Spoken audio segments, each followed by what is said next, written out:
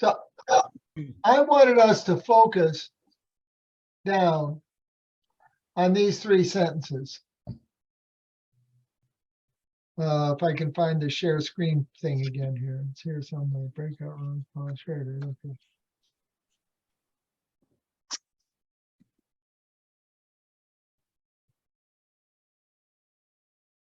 You see it? It's too small for me. Let's see sentences here. My point is not to idealize Greensburg or to suggest devastating natural disasters should be met with smiles and thanksgiving. But the scientific consensus suggests that climate disruption is only going to increase and severe weather events are going to become more common. Ordinary leaders in rural communities will need to develop robust gratitude practices, not only to support their own mental health, but for the sustainability and resilience of their communities. What is it about about climate disruption that is pushing us these days? Pushing you? Well, Everything. Like, The whole, I mean, everything can implode very quickly if we're not dealing with this. I mean, it's not, you know, over there and in the future, but it's here and it's now. And, you know, the question is, how do we create the kind of communities that can move through this time? We have not seen I don't think the worst of it yet. hmm. No. And how do we create these communities where we can connect with each other and have all kinds of alternative practices, you know, like, okay, these 12 practices or whatever, to be able to move through these critical times. I think it's really a great insight to take the focus of the usual climate conversation these days from is there or is there not, which is an absurd conversation, to these things happen and can happen and will happen. What can we do? And just ignoring that other riffraff and focus in on who we are, what we have, and what could be a threat, and what could be actions we can take and need to take together. I find that really a helpful turn. I don't know, I think several of you might have been involved in a study we did about a year ago of Dwayne Elgin's book, Choosing Earth, in which he was kind of laying out, you know, with climate as a major issue, but also then he mentioned other areas, water supply, immigration, and so forth and so on. What are some other things going on in our world, in our community, in our lives that are pushing us towards more robust practices of gratitude? I remember when I was in Nepal in 2015, and the brother of Tatwa, one of his brothers said, the snow in the Himalayas at Everest is melting. And I thought, oh, what does that mean? And he said, well, for one thing, all of our electricity is hydroelectricity, which comes from the water that comes off of the mountains. So if we have no more snow, we won't have as much water. And I said, so how does that show up? And they said, well, we now have a sharing of electricity in the whole of Kathmandu. Some parts have electricity, and then another day it will be another group's electricity, et cetera, et cetera. And then I went and stayed with one of his other friends, Juju. And in his community, they had an alternative electricity system set up as a neighborhood. And they were all connected to the same generator.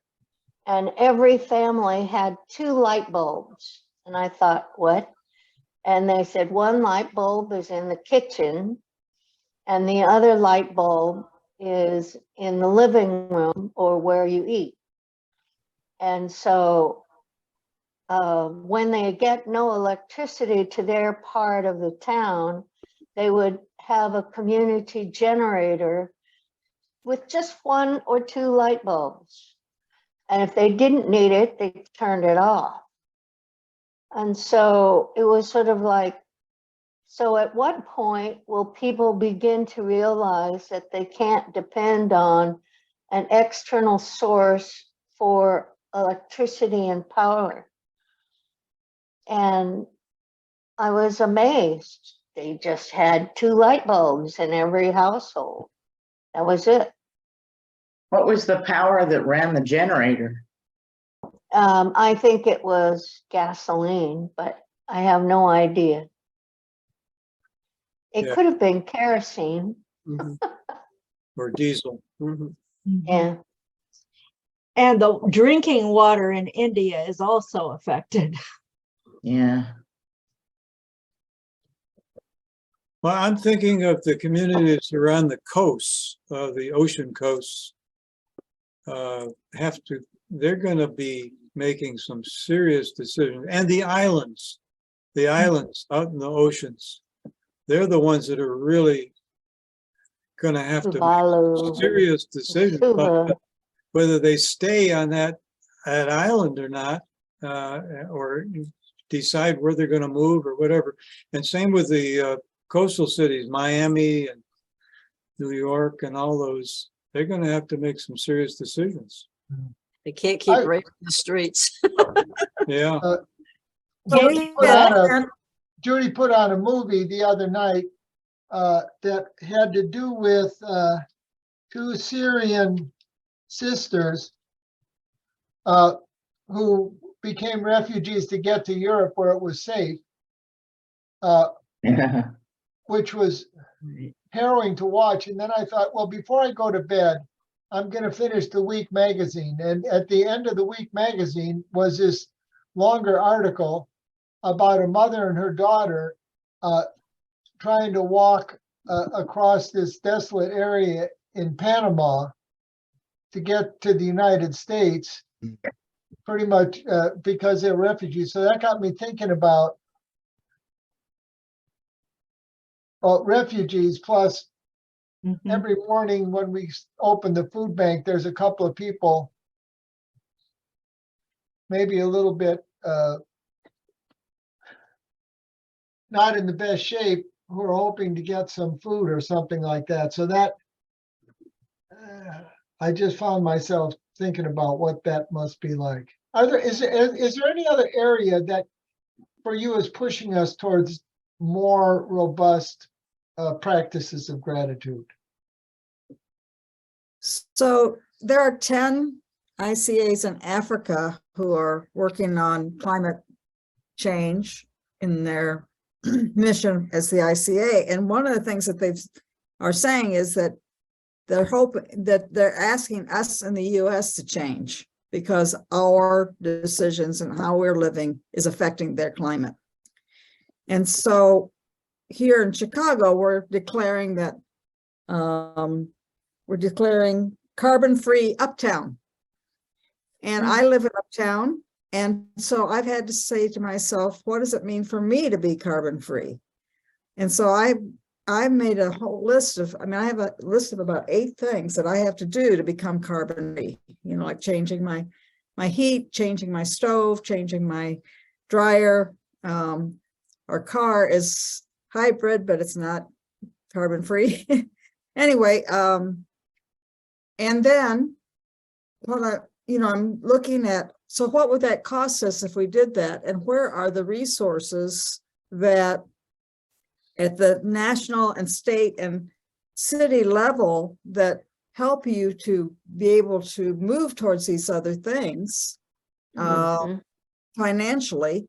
And so I'm working on how do you shift people's images? I'm starting with shifting my own and then thinking about other people in Uptown who haven't made this decision yet, informing them that it's possible and that there are resources there and what it does take to make the change. I mean, it has to be very practical, the changes that we're asking people to make. They've changed their light bulbs. So what else? What's the next step, you know? So I'd like you to take the next 25, 30 minutes. I put a link to this Google Doc. So to have a little bit of a directed conversation, what would it be like? What would more robust gratitude practices be like? But this could both, like he says, for our own mental health, but also for organizations and communities and cities and maybe even climate activists, I don't know. And see if you can't come up with a couple of ideas of what more robust might look like that we could grab onto as we build this practice for ourselves. What did you come up with and how is this important? So should I put this document as share screen and then each group and talk? Mm. All right, I gotta figure out how to do that. It's going to put up a document. Jim, you want me to do it? What document is it? Where everybody wrote their answers. I think Share, Oh. writing your answers in- Oh, I see. That's what Ronnie was Whoa, doing. somebody's supposed to be writing stuff down? that's what. Ronnie did it, I think, right, Ronnie? I did. Did you do it, Ronnie? I didn't I know did. about it. I did. I wrote down everything we said. Ronnie, which group was Wow. yours? There you go. 2. Group 2. All right, here's group 2. Yep. Okay. Anything y'all want to point out what did you come up with in terms of robust? I'm sure there are millions of people in our world who would love to hear about a robust practice of gratitude that would work in our time. What?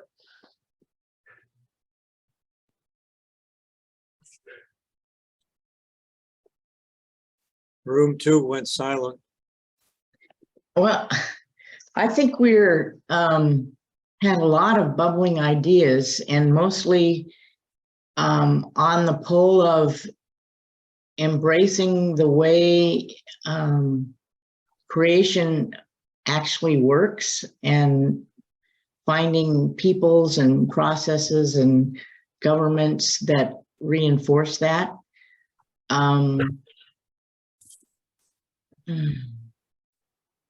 There were a lot of good specific examples, but that I would summarize as the major thrust of it. There's a way to be driven by the gratitude for creation to employ policies that will make the future Possible. yeah, good. That's what I was going Oh, to say. yeah. possible. Thank you. Yeah, I'm gonna put. Okay, that's enough for me. Oh, that's good. We talked a lot about gratitude for the big story and the great work, and finding ways to do something based on your gratitude. So gratitude isn't just something you say, but it's something you do. Mm. We also had a thing about learning from the indigenous practices about gratitude practices and caring for the earth and for sustaining it for the 7 generations to the 7th generation and beyond, of course. So, yeah, we did that too.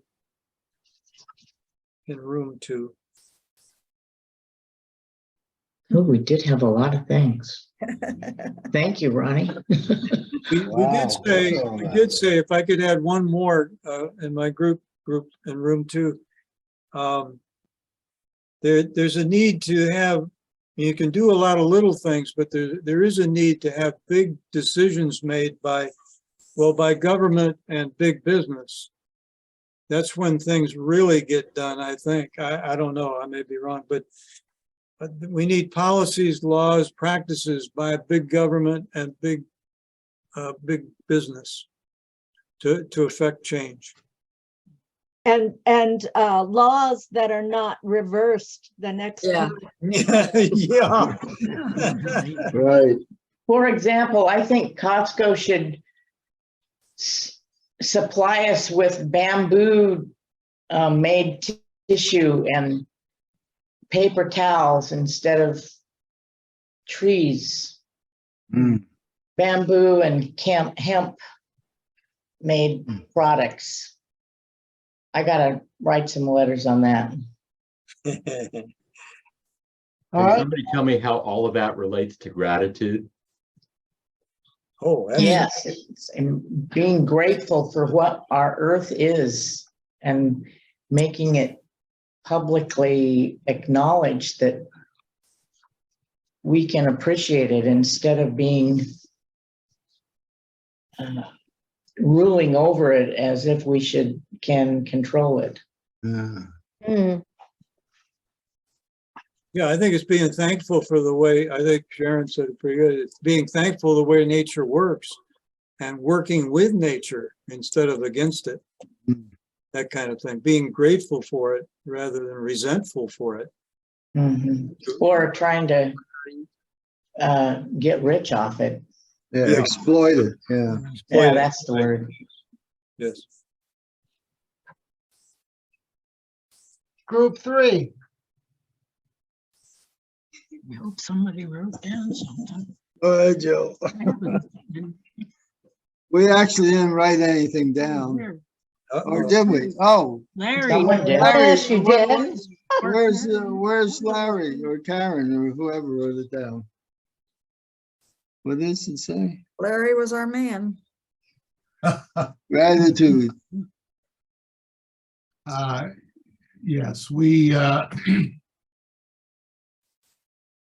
we had a conversation about living in, what does it mean to live into robust gratitude? Mm, And that there are challenges around not seeing our own gratitude, but there's also the opportunity to develop rituals that will help us support our gratitude. mm, And our notes are by no means where Ronnie's are, so I'm struggling with being thankful for my limited typing. That's okay. It's not a competition. It is not, no. Anything else from group 3? Well, we did talk about appreciative inquiry and that Hmm. whole aspect of gratitude. And Mm. I don't think we ever actually said it, but he mentioned something in the chapter that sparked me to thinking about asset-based community development. Mm. And that whole thing of how do we honor the assets we have as we That's a good. as we begin our planning.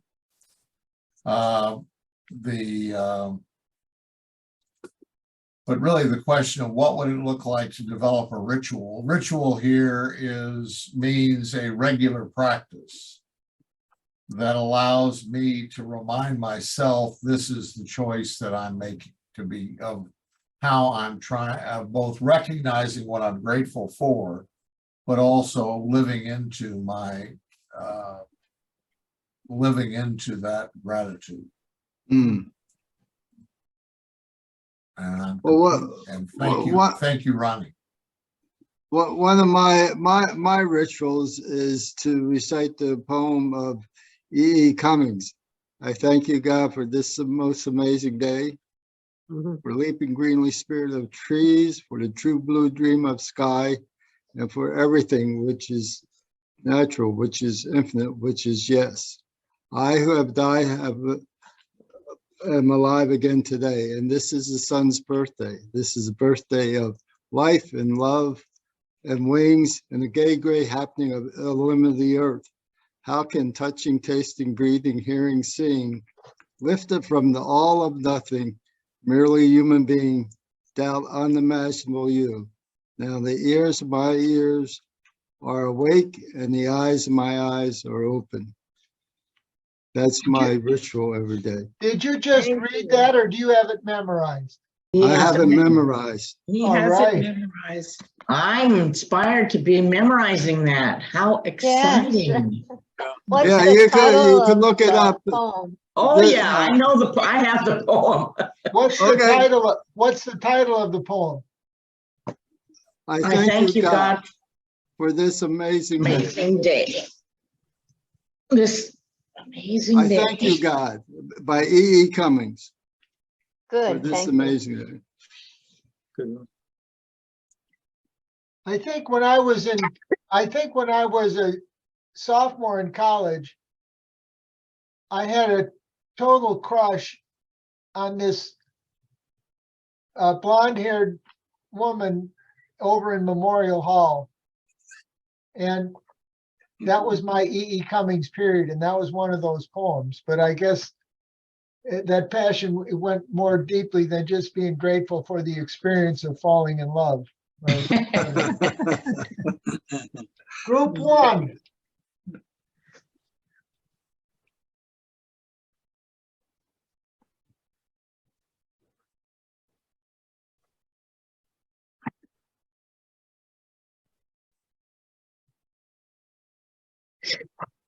Ruth talked about celebrating the tension between direct need and system change. Mm, Do I get up and give, when somebody knocks at the door, do I get up and give them the loaf of the bread that they're asking for? Or do I sit around and still try to figure out the strategy that's going to work? And being grateful to be caught in that tension.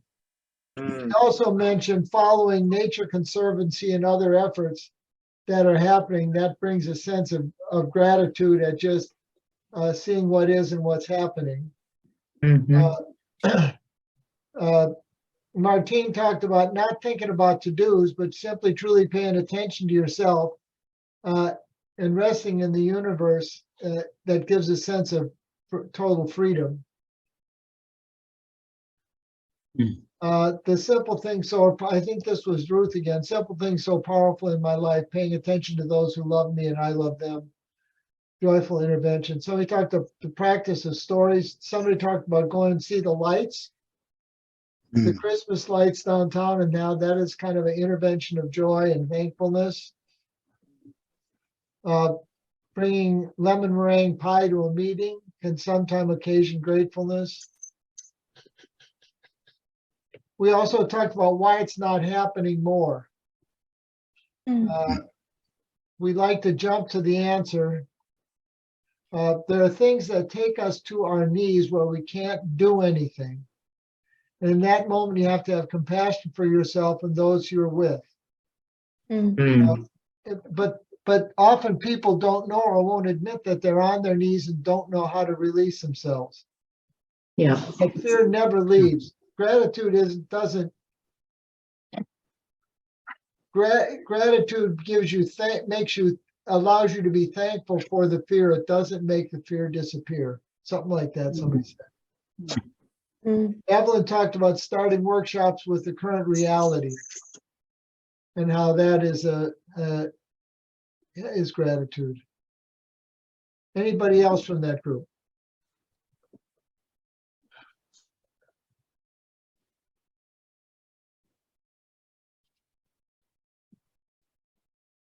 Well, I just want to say that my E.E. Cummings poem was in this glass. All right. Beautiful bourbon. A beautiful bourbon. I thank you for my bourbon. Yes, indeed. I put the Martine, poem at the end Martine. of the Google Doc. I saw it. Thanks, I got it too. What they say? Oh, he put the poem. Oh, great. Will we get a copy of all that you wrote? All those? It's all in the of Google Doc. It's in the Google Doc, which you have the link to. Oh, we do? I Yes. The link. don't know. Didn't we go through this last week? Is it in the chat? No, it's I'll the send it Google along Doc. with the recording. Google Oh, does go it. in the chat. Okay. Send us It's the the- link to the Google Doc. I guess. He sends it every Keep that in time the chat. with the link to Oh, this. is that it? one. Oh, okay. That's a gratitude practice, robust. Here, it's in the chat. You see, Joe? I see it. Mhm. You have to grab it. Thank before you. the- Thank you, Ronnie. We're gonna save the chat. Save the chat. That's right. We talked about that. Thank you.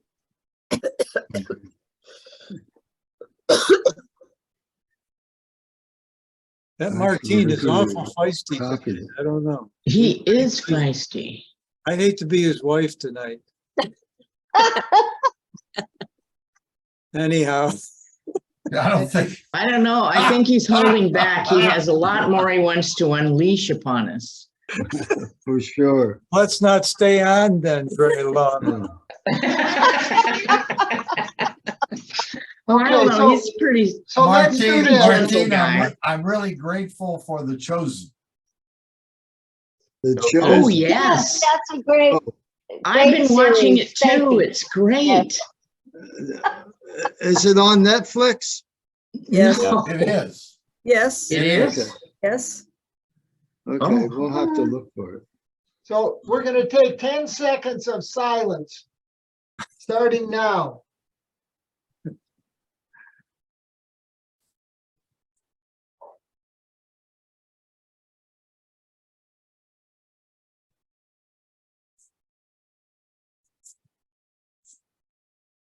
So what happened to us? What happened to us tonight? What came out of this that's worth carrying forward? Gratefulness. Something happened to us as a group. I'm not. There is more of a richness and interaction between us and building on what other folks said. Hmm. And the embracing of gratitude just seemed to, make that so easy to do. Yeah, to use a term he used is joyful intervention. I think we all experienced a little bit of that tonight. Yeah. And gratitude not as something you should do, but something you do. You Right. are doing. Yeah, it happens. Yeah. You allow. So, in a phrase or word, finish this. The practice of gratitude is.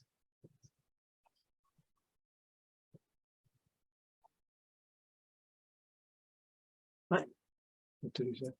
The practice of gratitude Oh, is. oh. Is a way to open yourself and those around you to what's possible.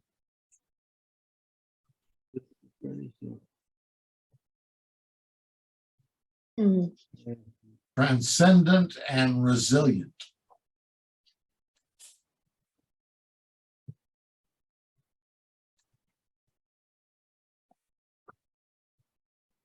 Practice of gratitude is to be surprised with life. That's great. Gratitude is being full, brimful of what is. Mhm.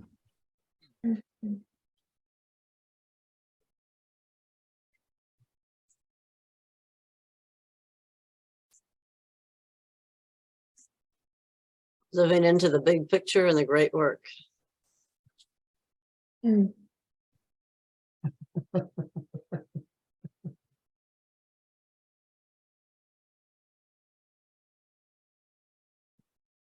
So moving to the decision level, is anybody inspired to guide the next chapter? Or shall we just use a kind of a improvisational open space approach and show up and divvy it up and see what happens with generosity?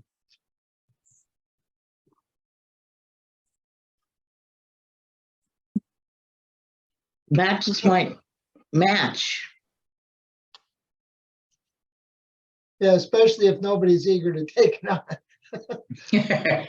So we'll kind of all show I up. thought it having was, read the next generosity. chapter is the practice of solidarity. I'm sorry? We've already done that. We did that, chapter 11? On the No. 19th.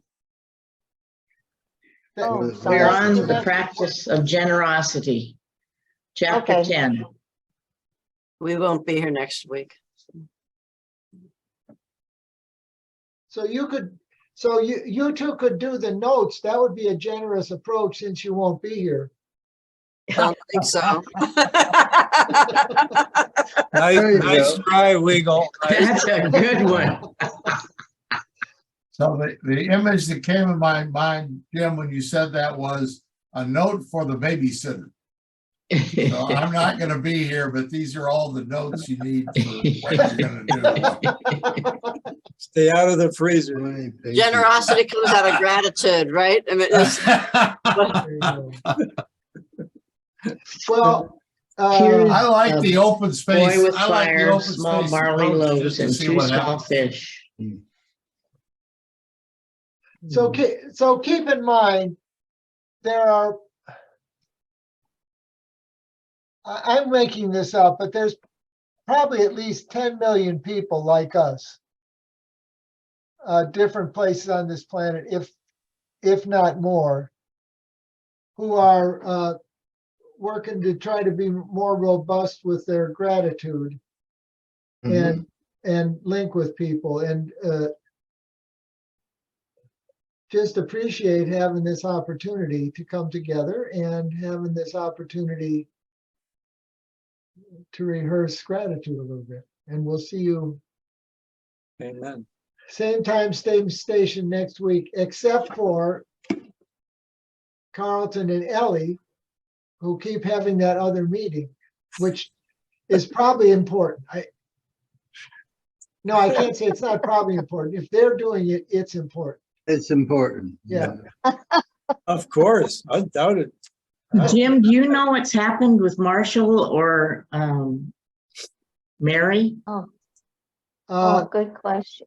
Marshall was in San Francisco and said he was going to do the readings. Jean Watts said Is coming. she was going to catch up and then join again. And I thought, right, catch up. We'll see. She's gonna watch all the videos. Yeah, she watch said. all the her videos. husband had surgery, and so she's hoping to catch up on the 10th or whenever the next one is. Mm. See, in the book, The Courage to Lead, which also I think has 12 things, or maybe it has 16 things, 12. 12 things. Well, One of them is everyday care. And I was really struck, when you hear about somebody's got surgery and somebody's got this, and What is it called? this is a very important practice that I hadn't really come up yet in here, but I think it's an important one. So we'll see you next week. Okay. Courage to Okay. Lead Week, by everybody. Brian Stan- Thanks, Jeff. Blessing. Courage to Lead by Brian Stansfield. What did you Thank say? you. Oh, yeah. Courage. Enjoyed it. Thank you. Take care. Bye-bye. Bye. Bye. Thank y'all. Bye. Thanks, Jim.